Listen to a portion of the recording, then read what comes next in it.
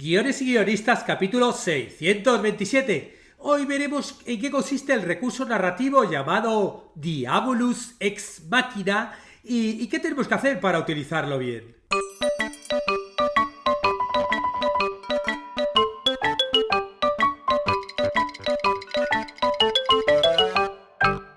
Buenos días a todos, bienvenidos a Guiones y Guionistas, el podcast con el que todos podemos aprender a hacer guiones y en el que el guionista es el rey y la guionista la reina.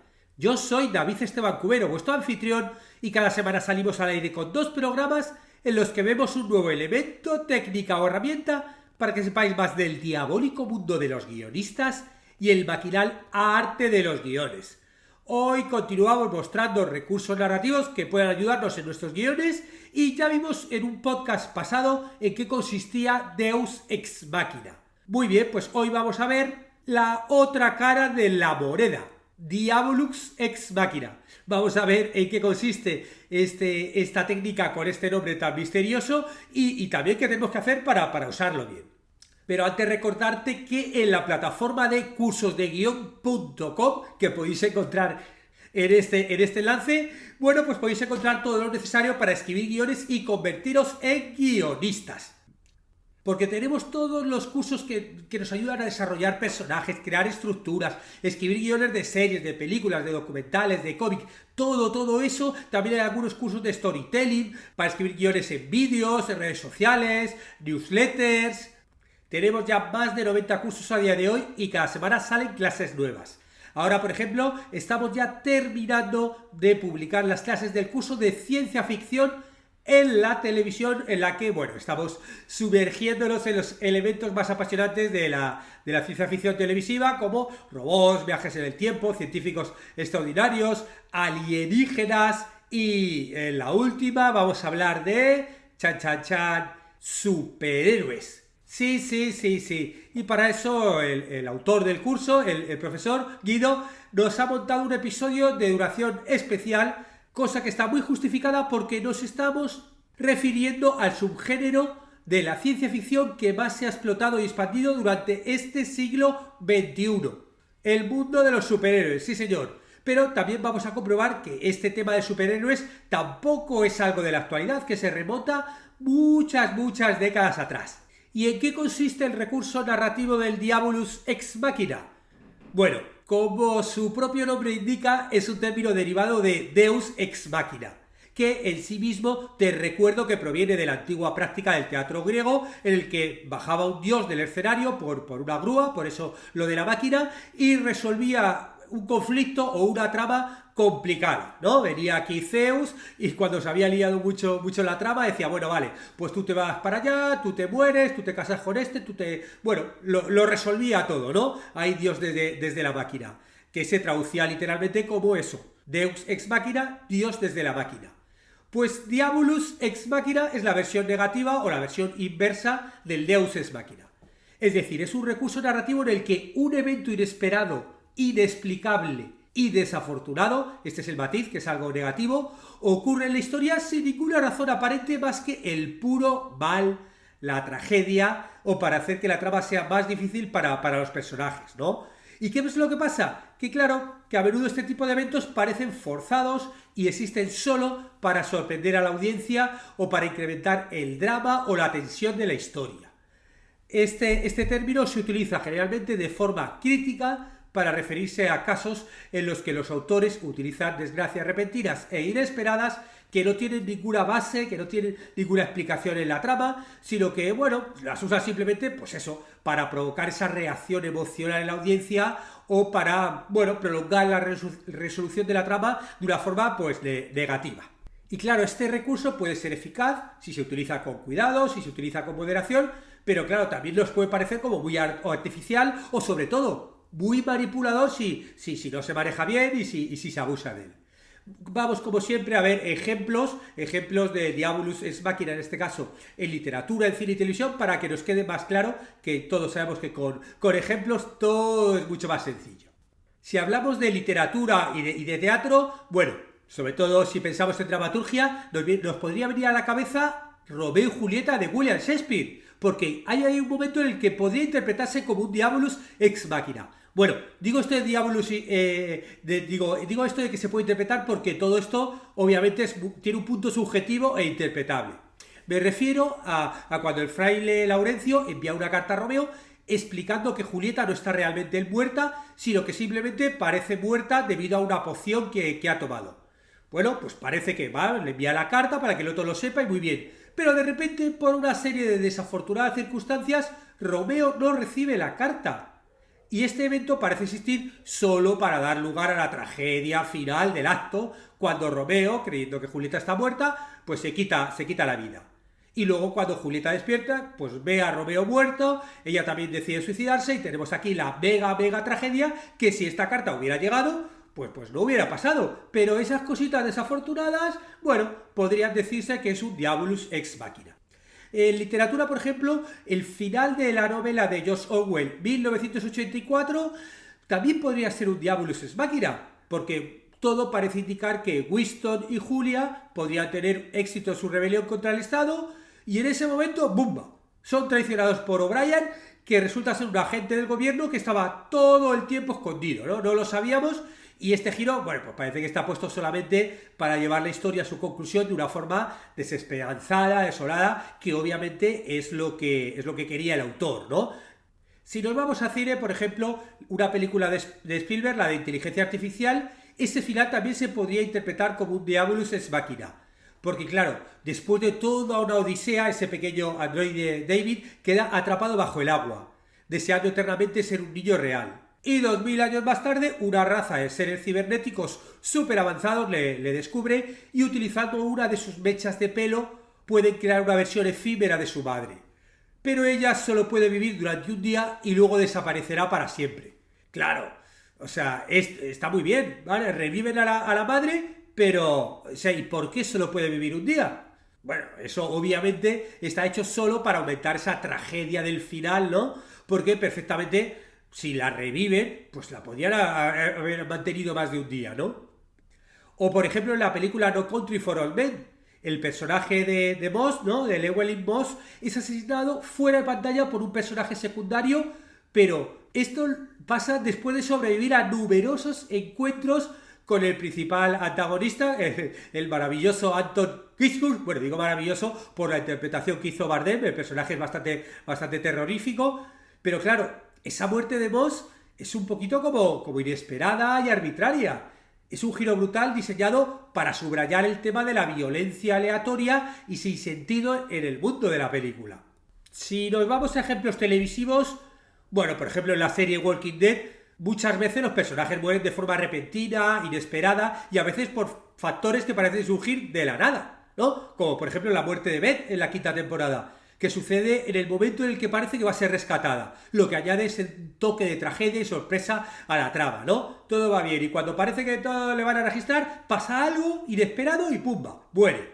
O por ejemplo en la serie de televisión Game of Thrones, esa decisión que tiene Daenerys Targaryen de arrasar el King's Landing con su dragón en la temporada final, muchos espectadores lo vieron como un Diabolus ex machina. Porque es verdad que hubo algún grado de construcción del personaje que apuntaba a esa posible desequilibrio mental, esa magnitud de su decisión pareció forzada y existente principalmente para añadir ese choque, esa tragedia inesperada a los episodios finales.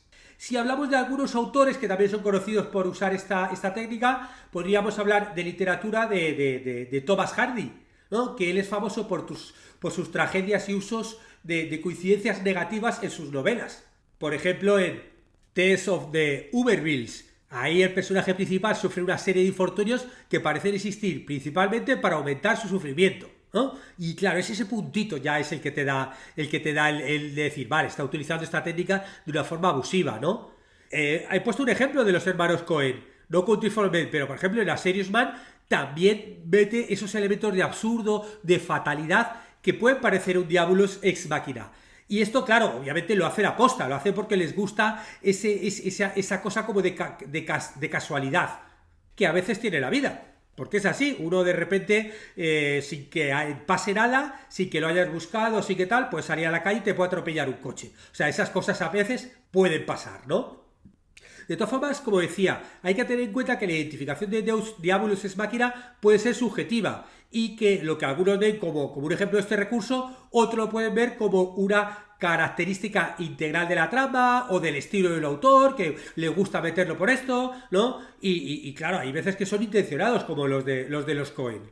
¿Cómo podemos diferenciarlo de algunas otras formas de sorpresa o narración que puedan tener características similares? Bueno, el primero, Deus Ex Machina, ya hemos hablado, este es el opuesto al Diabolus Ex Machina. Se parece que es un giro de la trama que es inesperado, que es una forma fácil de resolver los conflictos, que puede parecer poco realista, que puede parecer forzado, pero se diferencia en que es algo favorable. El Deus Ex Machina surge de forma repentina y favorable a la situación que parecía irremediablemente mala para los protagonistas, pues surge de forma positiva y le ayuda a resolverlo. Y en el Diabolus Ex Machina sería en negativo. Luego, un recurso que yo creo que hablé de este recurso en un preguntas y respuestas, pero hablaré en un futuro de una forma más detallada, el red herring, que es la pista falsa o desviación en la narrativa que está destinada a eso, a desviar la atención del lector o el espectador de la verdadera trama o solución. Claro, este recurso no necesariamente tiene que tener un impacto negativo o positivo en los personajes o la trama, sino simplemente sirve para confundir o engañar. Si nos referimos al arma de Chekhov, este principio, ya he hablado alguna vez de él, sugiere que cada elemento en una historia tiene que ser necesario y que los elementos irrelevantes deberían ser eliminados. Si un objeto o una información se menciona en una historia, tiene que ser relevante en algún momento, ¿no? Claro, a diferencia del Diabolus Ex Machina, este tipo de giro de la trama está, lo que se conoce en inglés como foreshadowed, es decir, presagiado. Tiene una razón de ser. Ha habido un planting payoff, ¿no? El Diabolus Ex Machina surge un poco como de la nada. Y luego también se puede diferenciar del plot twist, que es un giro inesperado en la trama que cambia la dirección de la historia, en que puede ser positivo el plot twist, negativo o neutro. A diferencia del Diabolus Ex Machina, que es un buen giro de la trama, ¿no? Puede ser algo muy potente. Y la diferencia con el Diabolus Ex Machina es que es un buen giro de trama que a menudo ha sido cuidadosamente preparado o insinuado en la trama antes de su revelación. Bueno, vamos a ver algunas de las críticas que suele tener este Diabolus Ex Machina, o por lo menos el excesivo uso de él, ¿no? Por un lado, la previsibilidad y monotonía. Claro, si tú usas mucho el Deus Ex Machina, te puede llevar a la previsibilidad y la monotonía de la narrativa. Porque si los lectores o espectadores comienzan a esperar un buen giro trágico o sorprendente en cada punto de trama, estos giros pueden perder su impacto y pueden incluso parecer clichés, ¿no? Ya sabes que está pasando algo y te va a aparecer el zombie detrás de la esquina y te lo va a joder, ¿no? También puede ser criticable la falta de desarrollo de personajes, porque cuando los autores recurren mucho al Diabolus Ex Machina, puede ser señal de que están luchando para desarrollar sus personajes de manera orgánica. Cuando los autores recurren demasiado a Diabolus Ex Machina, puede ser una señal de que no están desarrollando sus personajes de manera orgánica. Claro, porque sí, los eventos trágicos, ¿no?, de sorprendentes, te pueden generar emoción y drama a corto plazo, pero no sustituyen un desarrollo de personajes sólido y cuidadoso. O sea, hay que desarrollar bien los personajes.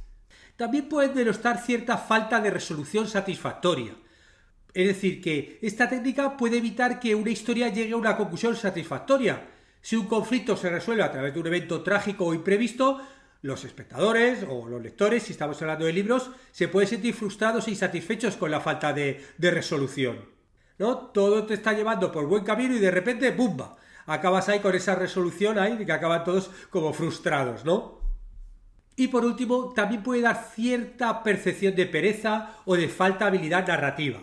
Hay muchos críticos que ven el uso de esta técnica como una señal de pereza o falta de habilidad narrativa. En lugar de trabajar para desarrollar una trama y personajes convincentes, los autores pueden recurrir a este recurso para generar un conflicto y drama, ¿no? Lo típico, yo lo veo mucho en los guiones de corto que me dan los alumnos en la escuela de cine, ¿no?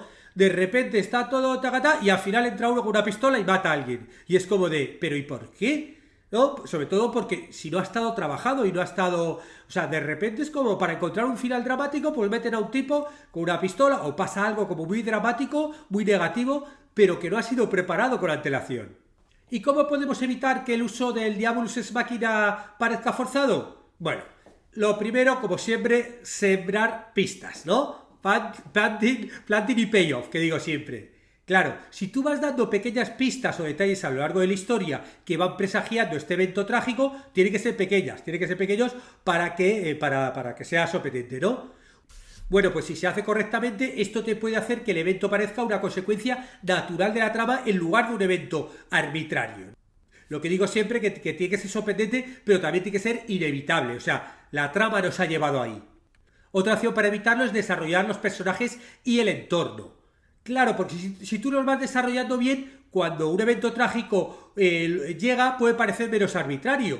Si un personaje ha demostrado tomar malas decisiones o vive con un entorno peligroso, un resultado negativo puede parecer más creíble, ¿no? Muchos finales trágicos, yo qué sé, el final de Breaking Bad. Bueno, vale, es que realmente todo te ha ido llevando ahí, con lo cual, cuando surge, bueno, pues te lo crees, ¿no? También en las que tenga consecuencias coherentes, ¿no? Es decir, que esas consecuencias del evento se sientan reales y tengan un impacto significativo en los personajes y la trama. Esto nos puede hacer que parezca menos forzado. Es decir, si los personajes se recuperan rápidamente o no se ven afectados por el evento, entonces parece que lo has puesto solo pues para meter ese shock momentáneo, ¿no? Es como, bueno, mira, ¡puf! Pero de repente, joder, pues si te matan a alguien, pues que eso genere reacciones, ¿no? Que sea coherente. Y por último, establecer una base lógica, ¿no? Porque claro, aunque este recurso hace que muchas veces surjan eventos que parecen salir de la nada, los autores pueden esforzarse para establecer una base lógica para estos eventos. Por ejemplo, si un personaje muere repentinamente, los autores podrían haber establecido anteriormente que este personaje tiene un enemigo mortal o que tiene una enfermedad grave, o sea, algo donde dices, vale, sí, ahora se ha muerto repentinamente, pero bueno, ya lo había visto 2 o 3 veces que no estaba bien, ¿no? La clave para todo esto es evitar que el uso del Deus Diabolus Ex Machina parezca forzado por medio de hacer que los eventos sean como una parte integral de la trama y de los personajes en lugar de algo que se ha añadido artificialmente para aumentar el drama. Y por último vamos a ver ciertos usos beneficiosos del Diabolus Ex Machina, es decir, cuando alguna vez decir, venga, lo voy a utilizar porque sí, ¿no? Porque quiero de repente conseguir esta emoción, con lo cual, aunque me digan, ¿y esto tal? Bueno, yo quiero conseguir la emoción, con lo cual lo hago de todas formas. Lo primero, obviamente, para subvertir las expectativas, ¿no? Es decir, si los guionistas o los escritores queremos subvertir las expectativas de los lectores o espectadores, y queremos dar un giro inesperado de la trama totalmente a la bestia, bueno, pues utilizas un Diabolus Ex Machina y consigas que la historia va a ser más memorable, más emocionante. Alguien a lo mejor te critica el rollo de que lo hayas sacado de la nada, pero bueno, tú quieres hacer ese giro final tan bestia que bueno, ahí lo haces a lo bestia.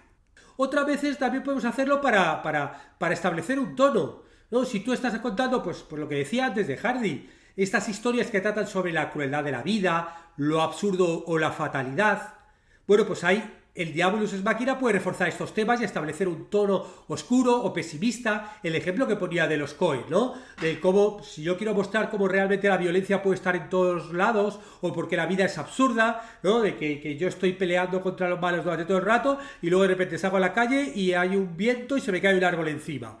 Bueno, si ese es tu objetivo, establecer ese tono, ahí podrías usarlo. También lo puedes hacer para crear una emoción y una tensión, una historia a lo bestia, ¿no? De repente metes un giro dramático que mantenga a los lectores enganchados y que incluso lo puedes convertir en un cliffhanger si es el final, por ejemplo, de una película o de un libro para hacer una secuela. Si pensáis, por ejemplo, en Pesadilla en el Street, claro, ese final que de repente están los jovencitos en el coche, ya se había cargado el malo y se cierra el coche y les ataca por sorpresa. Claro, eso lo metieron, hubo incluso una pelea entre el autor y el productor, pero claro, el productor quería hacer una secuela, con lo cual lo quería dejar con todo lo alto, como diciendo, mira, aunque no es que ella esté soñando, nada, lo meto ahí de sorpresa como para decir, va a haber una segunda parte. También lo puedes usar para desarrollar el personaje, porque sí, ¿no? Normalmente suele ser inesperado, pero el Diabolus Ex Machina puede ser una oportunidad para un profundo desarrollo del personaje. Porque los personajes pueden ser definidos por cómo reaccionan a estos eventos traumáticos o sorprendentes. lo que puede proporcionar una visión interesante de su carácter, ¿no?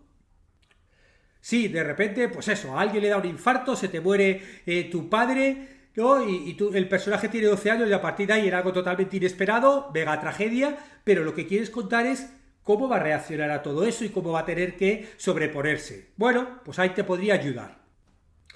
Y por último, nos puede servir para enfrentar a los personajes a situaciones extremas. Porque claro, también lo puedes introducir para llevar a los personajes a enfrentar circunstancias extremas o desafíos insuperables, mostrando su resiliencia, coraje, ingenio para resolver estos conflictos, ¿no? De repente aparece de la nada, ¿no? Un Diabolus es, bueno, pero ¿y esto cómo aparece aquí y tal? Pero esto hace que el personaje se sobreponga y aunque parezca imposible, lo consiga sortear, ¿no? Y bueno, pues ahí parece más heroico. Tanto que luego no nos preocuparemos de decir, oye, ¿y esto de repente tan malo le ha parecido? ¿Por qué le ha parecido, no? Bueno, espero que te haya quedado claro cómo puedes utilizar este recurso.